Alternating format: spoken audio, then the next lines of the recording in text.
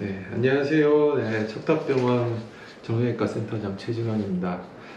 저희가 이제 그 진료실에서는 사실 뭐 시간도 좀 부족하고 또 이 환자분들도 궁금하신 점들이 잘 생각이 좀 안 나시는 부분이 있기 때문에 저희가 따로 그 질문들을 받아서 매달 이렇게 질문과 답변을 이렇게 읽어서 올려드리기도 했습니다. 그래서 9월 달부터 이제 시행하는 거고, 궁금하시거나 혹시 진료실에서 묻지 못했거나 또는 뭐 기본적으로 일반 일상생활하면서 관절에 대해서 궁금하신 점들은 질문지를 적어주시면 저희가 이제 이렇게 답변을 유튜브에 올려드려서 보실 수 있게 그렇게 노력하도록 하겠습니다. 오늘 9월달 그 환자분들께서 관절에 대해서 궁금해하시는 점, 네, 제가 질문을 읽고 답변 드리겠습니다.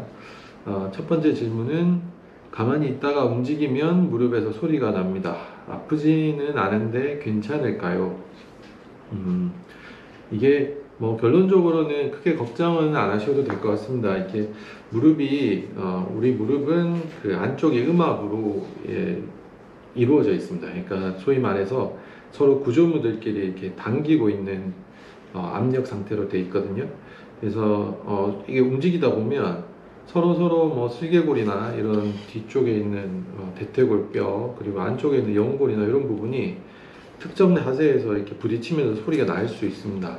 특히 이제 구조적으로 또 여성분들이 좀 그런 분들이 많고 안쪽에 있는 이런 슬개골의 어떤 그 각도나 이 모양 때문에 조금 더 소리가 자주 나시는 분들이 있습니다. 크게 통증이 없으면 걱정 안 하셔도 계속 나면서 통증이 유발되는 경우에는 안쪽에 구조적으로 이제 뭐 찢어지거나 심하게 좀 진행할 수 있는 부분이 없는지 검사를 해서 확인하시는 게 좋을 것 같습니다. 소리만 나고 없으면 크게 걱정은 안 하셔도 됩니다.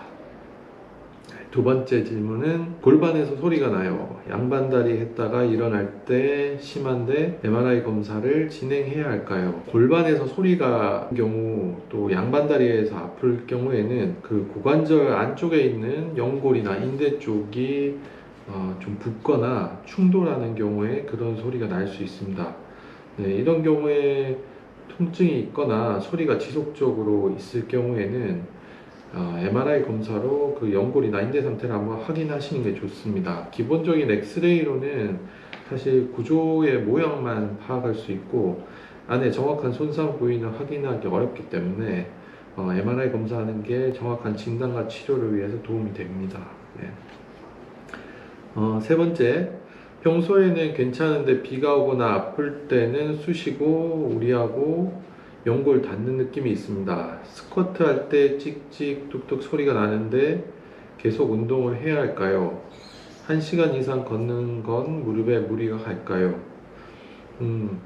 우선 통증이 비가 오거나 또는 뭐 일상생활 하시는데 3개월 이상 되시면 검사를 한번 해보시는 게 좋습니다. 네. 보통 이제 우리가 좀 무리해서 아프거나 크게 구조적으로 문제가 없는데 통증이 있는 경우는 좀 쉬거나 무리하는 동작을 피하시면 보통 한 달 이내에 통증이 다 줄어들거든요. 근데 이제 3개월 정도 비가 오거나 이게 좀 무리하면 쑤시고 아프시면 연골 손상이 있을 가능성이 좀 높습니다. 네, 그거는 검사해서 확인하시는 게 좋고요. 스쿼트 할 때 뚝뚝 소리가 나는데 계속 운동을 해야 할까요? 스쿼트가 사실 그 동작을 잘못 취하면 무릎에 부담이 굉장히 많이 가는 운동 중에 하나입니다. 그래서 스쿼트 동작을 좀 조심해서 하시는 게 좋고 계속 반복적으로 소리가 나는 경우에는 근력 운동을 스쿼트 말고 다른 동작으로 조금 바꾸시는 게 좋을 것 같습니다.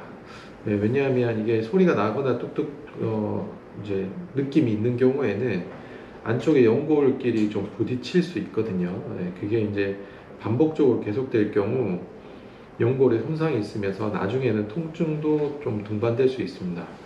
그래서 소리가 나거나 이게 조금 뭔가 불편하다. 그러면 스쿼트 말고 다른 그 운동 방법으로 좀 바꾸시는 것도 한번 고려해 보실 필요가 있습니다. 자, 이제 네 번째. 어깨 회전근개 파열로 오랜 시간 통증이 있습니다. 과거에 주사 치료했지만 호전이 없는데 수술적 치료가 필요한가요? 어깨 회전근개에 있는 파열은 시간이 지나도 저절로 파열된 부위가 붓는다든지 회복되는 질환은 아닙니다. 그래서 이제 뭐 아주 통증 파열 정도가 심하지 않은 경우에는 우리가 주사 치료를 하고 재활 치료를 하면서 지켜보기도 하지만, 주사 치료를 했는데도 호전이 없고 통증이 계속 있으신 경우에는 수술적 치료를 하시는 게 필요합니다.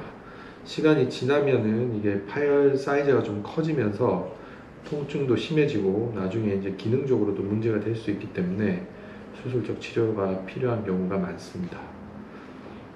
자, 5번째. 발목이 자주 삐어요. 자꾸 다친 곳만 다치는 것 같은데 예방법이나 치료가 있을까요? 이게 발목을 자주 삐시는 분들이 이제 조금 알아두시면 좋은 거는, 이게 발목이 한번 다쳤을 때 우리가 이제 통기부스나 재활치료나 보정을 좀 오래 해서 그 삐인 부분을 자기 스스로 회복하는 시간을 충분히 가져주지 않으면 다친 곳이 늘어나서 회복되게 됩니다. 그러면 그쪽에 이제 불안정성이 있기 때문에 자꾸 반복해서 다치게 됩니다. 한 3회 이상 발목이 좀 심하게 다친 경우에는 원래 상태로 저절로 돌아가기는 좀 힘든 경우가 많습니다.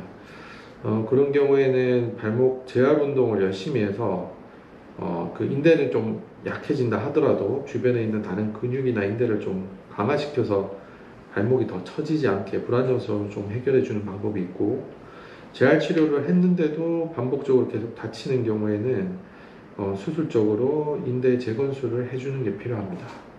발목이 이제 자꾸 재발해서 다치는데 그냥 두시면 이게 시간이 지나면서 안쪽에 있는 연골이 손상돼서 그 부분이 문제가 되는 경우가 있습니다.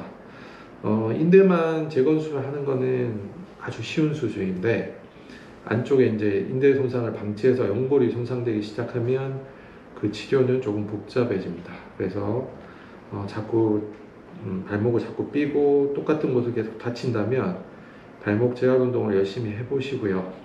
그래도 계속 반복해서 다치는 경우에는 검사를 해서 수술적 치료 방법을 생각해 보시는 게 도움이 됩니다. 자, 6번째. 무릎 관절에 좋은 건강식품이 많은데 무릎에 도움이 될까요? 지금 이제 우리가 그 인터넷이나 가게에서 살 수 있는 건강기능식품은 대부분 임상적으로 아주 큰 연구가 제대로 이루어진 경우는 드뭅니다. 최근에는 이 생약 성분이나 또 이 화학약품 성분이 아닌 그런 어떤 약품 제제에 대해서 제대로 된 임상 시험을 거쳐서 효과를 입증한 제품들이 많이 나오고 있거든요. 그래서 어떤 화학약품에 좀 거부감이 있으시고 좀 부작용이 적은 그런 생약 성분의 약을 충분히 처방을 받아서 치료를 받을 수 있기 때문에 저는 개인적으로 건강식품보다는 의사 선생님하고 상의를 하시고 그런 그 생약 성분의 어떤 검증된 약들을 처방받아서 드시는 게 좋을 것 같습니다. 7번째, 무릎에 좋지 않은 운동이나 자세가 있을까요? 무릎에 가장 좋지 않은 자세는 쪼그려 앉는 자세나 양반다리, 이 두 가지가 가장 좋지 않습니다. 이 두 가지는 그 무릎에 아주 압력이나 이렇게 부담을 늘리는 자세이기 때문에 심하게 할 경우 안쪽 연골 손상이나 인대 손상을 줄 수 있습니다. 그래서 양반다리나 쪼그려 앉는 자세, 두 개는 가급적 피하시고요. 운동은, 등산은 이게 장시간 무릎에 부담을 계속 반복적으로 주는 활동이기 때문에 가급적이면 등산은 피하시는 게 좋을 것 같습니다. 나머지 무릎에 이제 좋은 운동은 수영이나 실내 자전거 또는 야외 자전거, 가벼운 달리기, 그 정도는 무릎에 크게 부담을 주지 않으면서 근력을 강화할 수 있기 때문에 좋은 운동이라고 생각하시면 됩니다. 이번 달 고객분들의 그 궁금한 점은 여기까지 진행하도록 하겠습니다. 감사합니다.